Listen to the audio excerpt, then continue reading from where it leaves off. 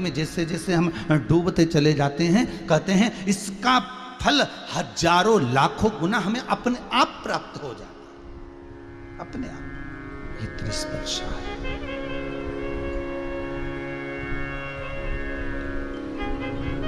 इस मौका दिया है भगवान ने, 2 साल से मौका दे रहा है। 2 साल से भगवान कृपा कर रहा है, जान करके कृपा कर रहा है। क्यों?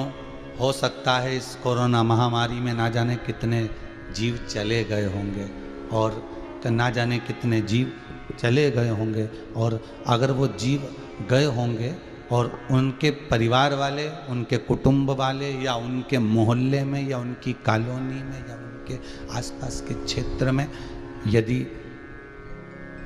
नज़दीक के क्षेत्र में भी कोई इस त्रिस्पर्शा एकादशी का व्रत कर लेगा तो हो सकता है वो जीवात्मा तर जाए। फिर उसकी, क्योंकि अभी जितने भी आप सबने देखा होगा, जितने भी अंतिम संस्कार हुए हैं इस कोरोना महामारी के चलते, ना तो उनका पिंड हुआ,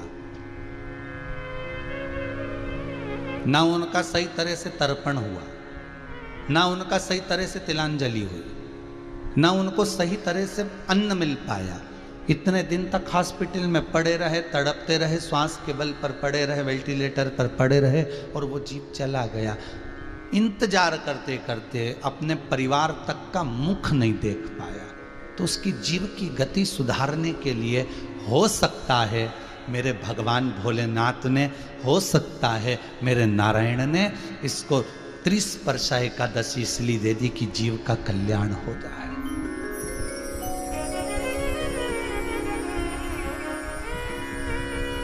करो,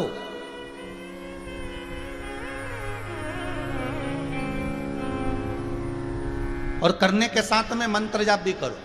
और आपसे निवेदन है, अगर जो व्रत नहीं कर सकते, जो स्मरण नहीं कर सकते, व्रत नहीं कर सकते एकादशी का, मान लो होते हैं ऐसे लोग जिनके नहीं बन पाता, साफ शरीर से नहीं हो रहा, तो मत करो। तो एक काम करो, आप भजन तो कर सकते हो, भजन भी नहीं कर सकते तो मंत्र जाप तो कर सकते हो, और मंत्र जाप भी नहीं कर सकते तो एक काम करो कि 3 घंटा 2 बजे से 5 बजे तक बैठकर शिव महापुराण की कथा सुन तो सकते हो। इतना भी कर लेना तो भी फल।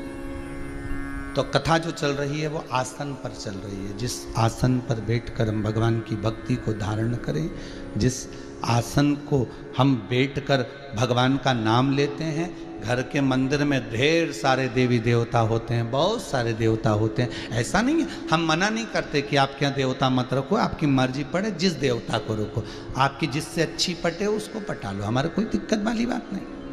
आप राम जी से स्नेह करते हो, राम जी को भी रखो, आप कृष्ण से स्नेह करते हो, कृष्ण को भी रखो, आप शिव से स्नेह करते हो, शिव को भी रखो, आप भवानी से स्नेह करते हो, भवानी का स्वरूप आप मंदिर में रखो, मना नहीं है, हमारे किसी के लिए हम मना नहीं कर सकते। आप उन देवी देवताओं को रखिए, पर निवेदन केवल इतना है, निवेदन केवल इतना है कि आपने जिनको रखा है उनको सम्मान पूरा देना, सत्कार पूरा देना, सम्मान से वंचित ना रखिएगा। कि मैं तो भगवान शंकर को ज्यादा रिझाती हूं, इसलिए शिव जी को स्नान कराकर बिठा देती हूँ, बेलपत्री चढ़ा देती हूँ, बाकी के सब देवता उनको प्रणाम कर। तो फिर इससे अच्छा है कि एक ही रख लो।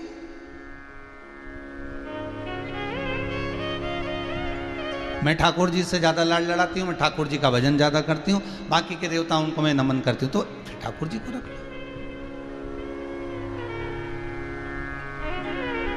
अरे भाई, हम जब सफर पे निकलते हैं, हम जब कहीं जाते हैं, हम जब कहीं निकल रहे होते हैं, तो घर में तो ढेर सारा सामान रखा रहता है। काजू भी रखा है, बादाम भी रखा है, चना भी रखा है, फूली भी रखी है, और मठरी भी रखी है, खुरमा भी रखा हुआ है, ढेर सारा सामान घर में रखा हुआ है। क्या तुम सारे सामान को बांध के ले जाते हो क्या?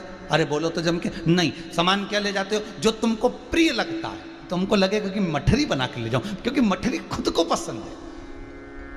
और पति को मठरी पसंद नहीं है, पति ने कहा कि मेरे लिए तो चने रख लेना, तो उसके लिए चने रखा। जो चीज तुम्हें प्रिय लगेगी, जो चीज तुम्हें अनुकूल लगेगी, अच्छा लगेगा, तुम उसको लेकर जाओगे। उसी तरह परमात्मा की सेवा में, भगवान की भक्ति में, भगवान की दृढ़ता में, भगवान के स्मरण में आपकी दिल को, आपकी चित्तवृत्ति को जो अच्छा लगे आप उसको जप लो, आप उसकी स्मरण भक्ति में डूब जाओ, आप उसके मंत्र जाप में डूब जाओ। और जब आप उसके मंत्र जाप में डूब जाओगे तो वो स्वयं कहते हैं, हम जिस भगवान का भजन करते हैं भगवान हमारा भजन करता है।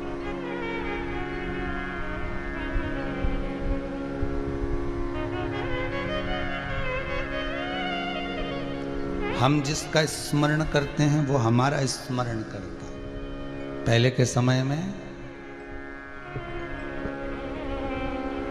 समय में महाराज शास्त्र कहता है कि हम जिसको याद करते थे सामने वाला व्यक्ति हमें याद करने लगता था।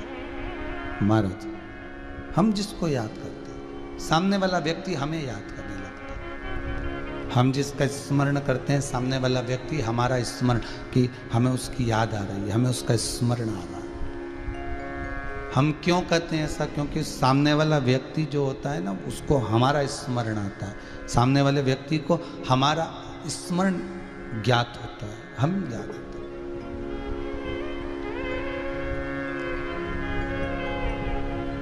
नैन लड़े त्रिपुरारी से मैं उनकी हो गई,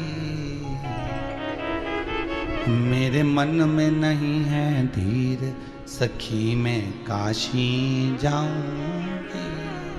चित्तवृत्ति में हम जब परमात्मा को रिझा लेते हैं, चित्तवृत्ति में हम जब परमात्मा को जोड़ लेते हैं, चित्तवृत्ति में जब हम भगवान को अपना बना लेते हैं तो वो भगवान हमारा हो जाता है। आप एक आसन पर बैठकर एक देवता की भी अगर आरती उतार रहे हो, और जितने देवता आपकी उस अलमारी में, जितने देवता आप उसके मंदिर में, आपके पूजा बाड़ी में जितने देवता बैठे हैं, सबका पुण्य फल आपके खाते में आ जाता है, आपके खाते में पहुंच जाता है, वो पुण्य प्राप्त हो जाता है। पार्वती मैया शंकर का भजन करती हैं, पार्वती शिव का स्मरण करती हैं, तो शंकर पार्वती का स्मरण करते हैं। कल हमारे